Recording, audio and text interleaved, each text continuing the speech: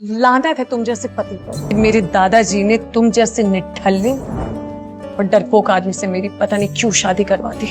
दिल ये लगदा मेरा नहीं किथे हो के तेरे बाजू कोई भी नहीं, के तेरे बाजू कोई भी नहीं। जुगनू छड़ के तू आजा मेरे कोल, छड़ के तू आजा मेरे कोल के तेरे बाजू कोई भी नहीं। प्यार एक तरफा हो सकता है पर शादी एक तरफा होती है, और मैं निभा रहा हूँ हर दिन ताने, हर रोज बेइज्जती सह रहा हूँ, बस इस उम्मीद पर कि वो कभी तो मुझसे प्यार करेगी, कभी तो करेगी ना।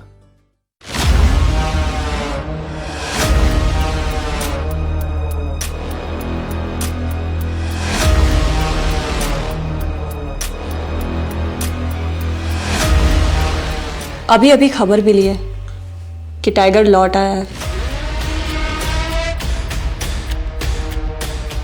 आप कहें तो अभी नहीं, अभी अभी तो आया है, थोड़ा उछलने कूदने दो। और हाँ, इस बार पिंजरे में डालने की गलती मत करना।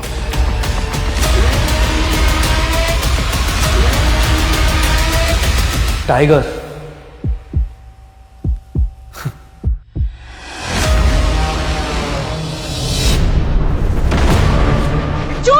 चोर अभिनव पकड़ो, अभिनव पकड़ो चोर। अरे कैसे नाकारे हो तुम, कुछ तो करो, भागो पीछे। मैंने वो तुमसे कुछ नहीं होगा, प्लीज कोई पकड़ो चोर।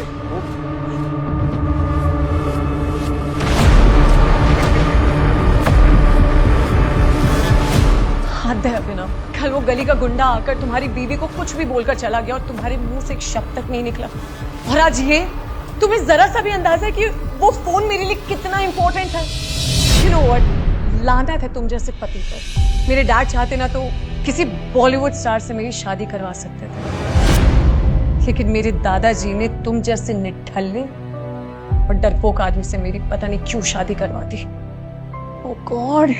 अभिनव एक गरीब और अनाथ था जिसकी शादी एक अमीर बाप की लड़की अनन्या से एक मजबूरी के चलते करवा दी गई थी। अभिनव की इतनी हैसियत नहीं थी कि वो अनन्या का खर्चा उठाकर उसे खुश रख सके। अभिनव के ससुराल में रत्ती भर भी इज्जत नहीं की जाती थी। अभिनव नौकरों की भी खरी खोटी सुनता था। अरे ओ घर जवाई, अभी अभी पोछा हुआ है और तू चप्पल पहन के ऐसे आ रहा है जैसे कि तेरे बाप का घर हो। सॉरी, मैंने ध्यान नहीं दिया। पर आपकी हिम्मत कैसी हुई मेरे पापा के बारे में कुछ भी बोलने की? इतना ही बड़े बाप का औलाद है तो तू घर जवाई बनकर यहाँ अनन्या बेबी के टुकड़ों पे क्यों पड़ रहा है? बोल। अभिनव, मैंने अभी अभी अपने दूसरे फोन पे व्हाट्सएप देखा। जिस चोर ने मेरा फोन चुराया ना, उसने मेरी फ्रेंड कियारा को अनन्या बन के मैसेज किया कि वो किसी अनजान जगह पे आ जाए, और वो चली भी गई। अभिनव, मुझे बहुत डर लग रहा है कि उसके साथ कुछ उल्टा सीधा ना हो जाए। ये सुनते ही अपने कमरे में बैठी अनन्या की माँ शर्मिला वहाँ आ गई और बोली, अनन्या, मैं ये क्या सुन रही हूँ? तुम्हारा मोबाइल चोरी हो गया है? अरे अभी आधे घंटे पहले ही तुम्हारे मोबाइल से मुझे मैसेज आया था कि एक नंबर पे 10 लाख रुपए ट्रांसफर कर दो, और मैंने कर भी दिया है। आपने क्यों किया ट्रांसफर? बेटा, हे भगवान। ये सुनते ही जैसे अनन्या का गला सूख गया। अनन्या को इस वक्त सिर्फ एक ही डर लग रहा था कि वो चोर उसकी फ्रेंड कियारा को कुछ कर न दे। अब ना तुम मेरे साथ थे ना उस वक्त, अगर रत्ती भर भी तुमने हिम्मत दिखाई होती तो वो चोर पकड़ा जाता। I'm warning you, अगर कियारा को कुछ भी हुआ तो मैं तुम्हें भी जेल भेजवा दूंगी। तुम जैसे पति के साथ मुझे जरा सा भी रहने का मन नहीं करता। भैया, खड़े खड़े क्या कर रहे हो? जाओ जाके पुलिस को इन्फॉर्म करो। जनाब, इतना तो कर ही सकते हो ना, या अभी भी हाथ पैर कांपने लगेंगे तुम्हारे? ये सुनते ही अभिनव घर से पुलिस स्टेशन के लिए निकल गया, पर 1 घंटे तक न पुलिस आई और न ही अभिनव। तो अनन्या को अजीब लगा, इसलिए उसने अभिनव को कॉल करने की कोशिश की, पर उसका नंबर स्विच्ड ऑफ था। अब तो अनन्या का गुस्सा 7वें आसमान पर था। तो फोन क्यों बंद आ रहा है? क्या हुआ? ये मेरी दोस्त की इज्जत का सवाल है, और अभिनव यहाँ फोन बंद करके बैठा है। पता नहीं दादाजी ने किस घटिया इंसान के साथ मेरी शादी करा दी। अनन्या की मम्मी शर्मिला भी अभिनव को जरा भी पसंद नहीं करती थी, पर अभी उन्होंने अनन्या को समझाया और उसे पुलिस स्टेशन लेकर गई। वहां जाकर जब उन्होंने अभिनव के बारे में पूछा, तब उन्हें जो पता चला उसे सुनकर उसके होश उड़ गए। अभिनव नाम का कोई आदमी सुबह से यहाँ आया ही नहीं, ना कोई चोरी की कंप्लेंट आई है। आज अगर अभिनव मेरे सामने होता तो मैं उसे जान से मार देती। इंस्पेक्टर साहब, आज मेरा फोन चोरी हुआ और फिर मेरी friend Kiara. Police officer FIR लिखने ही वाला था कि तभी अनन्या के दूसरे नंबर पर कॉल आया और ये कॉल किसी और का नहीं बल्कि कियारा का था, जो उस चोर के कब्जे में थी। कियारा? हेलो कियारा? हेलो अनाया, यार थैंक गॉड फॉर अभिनव जीजू, उनकी वजह से आज मेरी जान बच गई। वो गुंडे बहुत खतरनाक थे। तूने ये कहा कि अभिनव की वजह से तेरी जान बच गई, मतलब? तू कहाँ है अभी? मैं तेरे पास आकर सब बताती हूँ।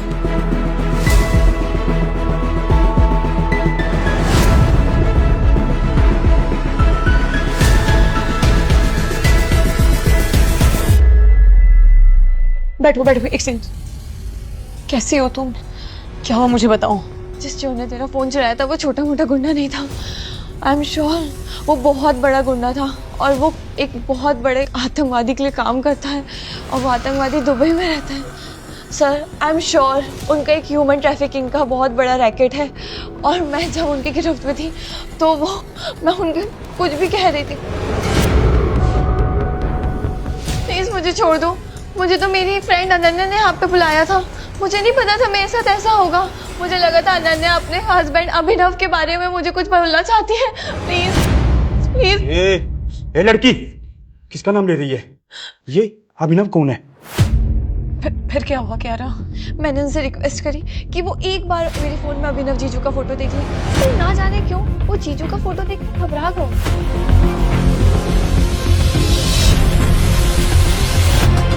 जीजू का फोटो जूम इन करके बोला, ये अंगूठी। ये अंगूठी? मैं समझ नहीं पाई। वो आतंकवादी बहुत घबरा गए थे। मुझे समझ नहीं आया क्यों वो ऐसा क्यों करा उन्होंने, और उन्होंने फिर मुझे जाने दिया। अरे गधों, अगर टाइगर साहब को पता चला ना तो वो खुद मुझे अपने हाथों से गोलियां मार देंगे। बैग लाओ मैडम का। ये लो, जाइए जाइए।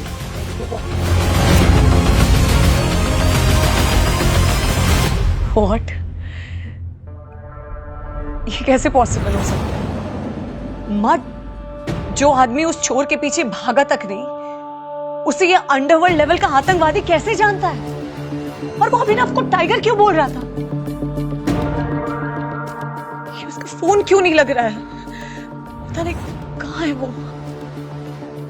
मम, मेरा पति अभिनव और पावरफुल, अगर वो इतना ही पावरफुल है तो हमारे घर ऐसे बेइज्जत होके घर जमाई बन के क्यों रह रहा है वो?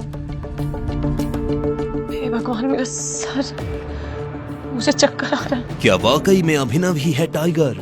अगर हाँ, तो क्यों अभिनव बना रहता है डरपोक? क्यों तब नहीं पकड़ा उस चोर को? और सबसे बड़ी बात, अंडरवर्ल्ड के ऐसे टेरर बॉस का खून सुखा देने वाला अभिनव क्यों खा रहा था सास, नौकरों और बीवी की गालियां, और क्यों जी रहा था गरीबों की जिंदगी? यही सवाल अनन्या के दिमाग में भी चल रहा था कि तभी उसकी माँ शर्मिला ने कहा, अनन्या, मैं ये मान ही नहीं सकती। अरे जो आदमी किसी काम का नहीं, जो अपनी नाक में बैठे हुई मक्खी तक तो भगा नहीं सकता, उससे कोई आतंकवादी क्या ही डरेगा? लेकिन ये घर जमाई कुछ तो छुपा रहे हैं। जल्दी से पता लगाना होगा, इससे पहले कि कोई बड़ा कांड हो जाए। पता करना होगा। अनन्या, चलो घर में चद्दर तान कर सो रहा होगा वो।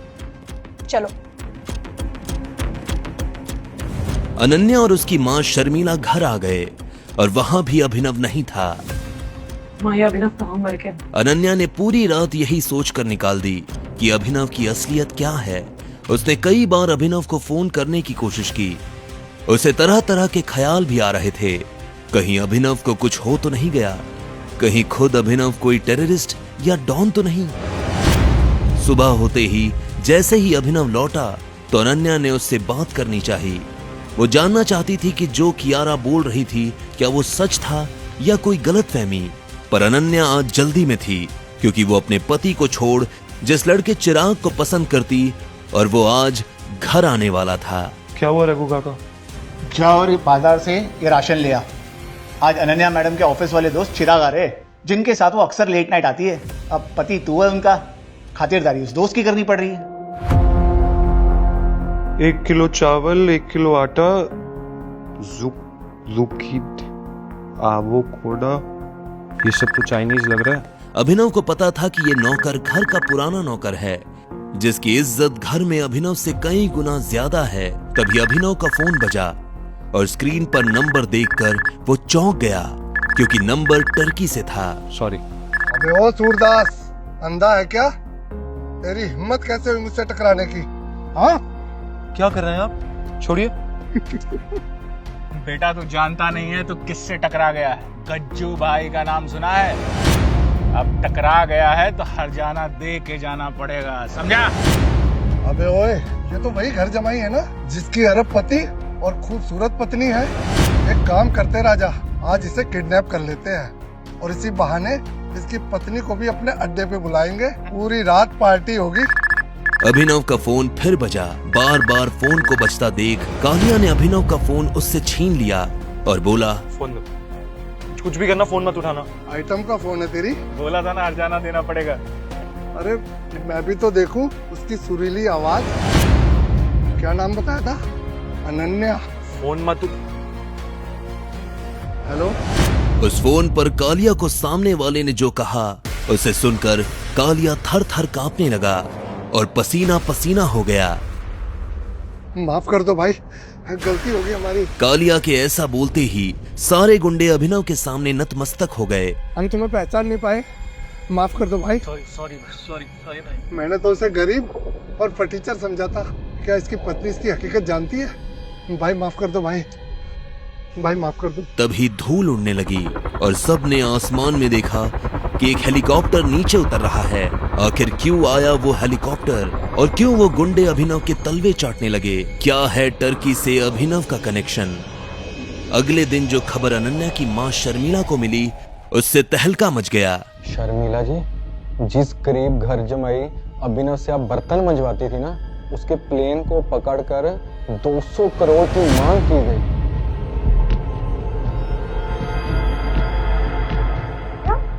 दामाद जी का प्लेन हाईजैक हो गया? इससे बड़ी खुशी की बात और क्या हो सकती है मेरे लिए। मैं तो उसके लिए 200 रुपए ना दूं, पर पता नहीं उसको बचाने के लिए 200 करोड़ रुपए कौन और क्यों मांग रहा है। अभिनव जो कल तक नौकरों से भी गालियां खा रहा था और बीवी के टुकड़ों पर घर जमाई बनकर पल रहा था, जो 100 रुपए की शर्ट पहनता हो, उसके लिए कोई 200 करोड़ की फिरौती क्यों मांगेगा? अनन्या, सुना तुमने अभिनव के बारे में? माँ, मुझे तो इस अभिनव पर पहले से ही शक था। आपको याद है कियारा को जिन आतंकवादियों ने किडनैप किया था, उन्होंने भी उसे इसी वजह से छोड़ा, इस अभिनव के चक्कर में। कल तो उसे टर्की से भी कॉल्स आ रहे थे। मैंने सोचा स्पैम कॉल्स इग्नोर कर दिए। रघु भैया ने जब उसे राशन लाने के लिए भेजा, जनाब उसके बाद वापस नहीं हुआ। वैसे माँ, एक बात समझ नहीं आ रही कि इस बेचारे अभिनव में हाईजैकर्स ने आखिर देखा क्या कि सबको छोड़कर उसे ही रोक लिया और डिमांड भी की तो कितने की? 200 करोड़। मुझे लगता है कि अभिनव ने खुद ही उनसे कहा होगा कि देखो भाई, हमारे ससुराल वालों के पास तो करोड़ों का खजाना है। अनन्या मैडम, उनको तो कुछ पता ही नहीं है, वो तो चुप है, पर हाईजैक करने वालों ने पकड़ा हुआ है और वो बोल रहे हैं कि अगर उनको 200 करोड़ नहीं मिले ना तो वो अभिनव को मार दें। दामाद है तो क्या सारी संपत्ति ही लुटा दें उस पर? मरने दो उसे, अच्छा है पीछा छूटेगा अनन्या का उस कंगाल का। शर्मिला जी ने टीवी का रिमोट उठाया। जैसे ही न्यूज लगाई तो सामने से न्यूज सुनकर सबके होश उड़ गए। मुंबई से तुर्की जा रही फ्लाइट को हाईजैक करके अभिनव नाम के शख्स को बंदी बनाया गया था। ताजा खबर ये मिली है कि फिरौती के 200 करोड़ रुपए की जगह हाईजैकर्स को जब किसी ने 500 करोड़ रुपए पहुंचाए, तभी फ्लाइट के अंदर से गोली चलने की आवाज आई। क्या पैसे लेकर अभिनव को मार दिया गया है? इस सवाल का जवाब पूरा देश जानना चाहता है। इस न्यूज को सुनते ही मानो अनन्या और शर्मिला जी की आंखें फटी की फटी रह गई। अनन्या हड़बड़ाते हुए बोली, ये अभिनव के लिए 500 करोड़ किसने भेजे? हमारे पास तो इतने पैसे हैं ही नहीं। अभिनव इतना इम्पोर्टेंट कब से हो गया कि लोग उसके लिए करोड़ों रुपए लुटाने के लिए तैयार हो गए? अनन्या, पता कर भाई, कौन है ये? आखिर किसने भेजे गरीब और अनाथ अभिनव के लिए इतने पैसे? क्या फ्लाइट के अंदर चली गोली से अभिनव मारा गया? किसका कॉल आ रहा था अभिनव को टर्की से? कहीं ऐसा ना हो कि हमारे हाथ से एक रईस और पावरफुल मुर्गा निकल जाए और उसके साथ ही सारे राज चले जाए। अभिनव सर बच जाएंगे अनन्या मैडम। अभी तक तो वहां गोली चल चुकी होगी, उसकी लाश तक नहीं मिलेगी।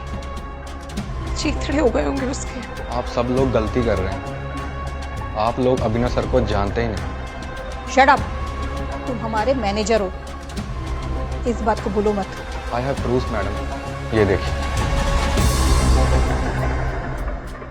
इसमें तो किसी का नाम ही नहीं है। What nonsense. ये अभिनव सर की फाइल है। पिछले हफ्ते सब्जी मंडी से आते वक्त वो अपना गाड़ी में छोड़ गए थे। उस लफंगे की इतनी हैसियत कहाँ कि उसके पास 1 रुपए भी हो। शर्मिला फाइल खोल के पढ़ने लगती है। उस फाइल में कुछ ऐसा होता है जिसे देख शर्मिला के रोंगटे खड़े हो जाते हैं। वो गिदगिदाते हुए चिल्लाती है, अनन्या, पाप हो गया है हमसे। तू अभिनव को कॉल कर और सबसे पहले माफी मांग उससे, वरना हम सब मारे जाएंगे। हम अभिनव की सच्चाई जान ही नहीं पाए। अनन्या, कॉल कर। 1 मिनट। क्या है अभिनव की सच्चाई और ऐसा क्या लिखा है इसमें? कोई बताएगा क्या लिखा है इसमें? कॉल कर। आखिर ऐसा क्या था उस लाल फाइल में जिसने उड़ा दिए शर्मिला के होश? आखिर किसने भेजे गरीब और अनाथ अभिनव के लिए इतने पैसे? कैसे एक आतंकवादी डर के मारे कांपने लगा और डरपोक जिंदगी जी रहे अभिनव के नाम से आखिर क्या होने जा रहा है इस सनसनीखेज कहानी में आगे? और कितने राज खुलना बाकी हैं? इन सभी सवालों का जवाब जानना चाहते हो तो आपको सिंपल सा एक काम करना है। अपने स्क्रीन पर दिखाए गए एक नीले रंग के इंस्टॉल बटन पर क्लिक करना है। क्लिक करने पर तुरंत आपको मोबाइल फोन पे प्ले स्टोर पेज दिखाई देगा, जिसमें पॉकेट एफएम के नीचे दिए हुए इंस्टॉल बटन पर क्लिक करना है। उसके बाद ओपन बटन पर क्लिक करके अपने मोबाइल नंबर से पॉकेट एफएम ऐप रजिस्टर करिए। अब आप पॉकेट एफएम के सभी अद्भुत ब्लॉकबस्टर कहानियों को सुन सकते हैं। सुनने के लिए तुरंत डाउनलोड कीजिए पॉकेट एफएम।